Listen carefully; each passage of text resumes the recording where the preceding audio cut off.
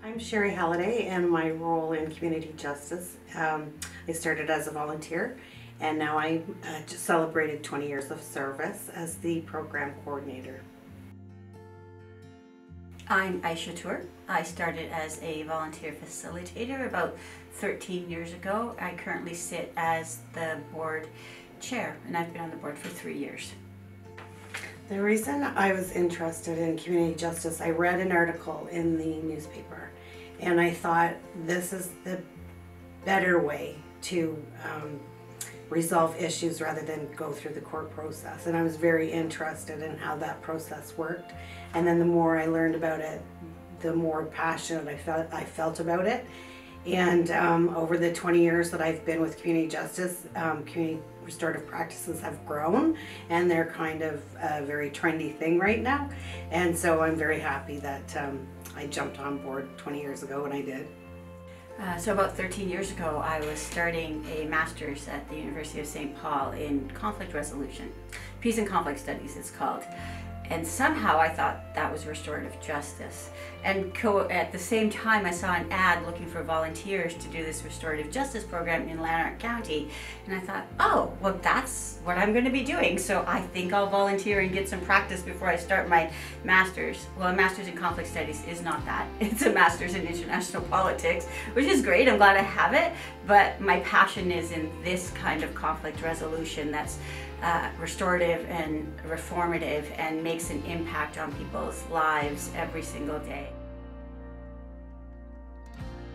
I remain involved with community justice because I see the benefits on several different levels. I see the benefits that happen in a forum and with individuals as they talk and get to know each other and resolve their conflicts themselves. We're not resolving their conflicts, they're resolving their conflicts. I see how it benefits our social structures insofar as it keeps young people out of the court system, it keeps young people out of prison, it involves the victim so that the victim also has a voice, and it saves us a whole heck of a lot of money. The practical part.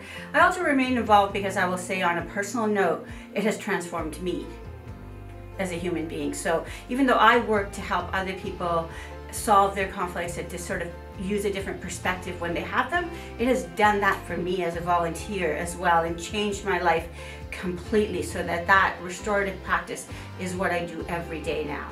It's what I breathe and live.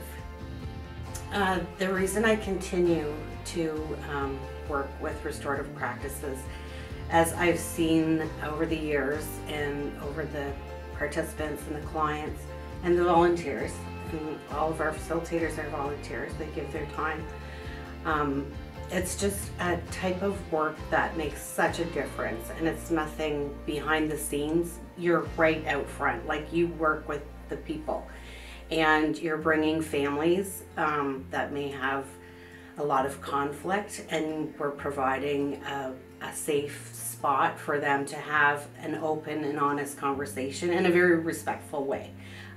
There's never any name calling or re-victimization, and we see a lot of families that have had a lot of conflict, and sometimes we don't expect everything to happen all at once, but this is a good stepping stone.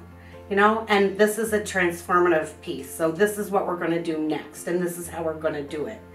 And it's just building those respectful relationships and ending a lot of conflict, which most times comes from miscommunication.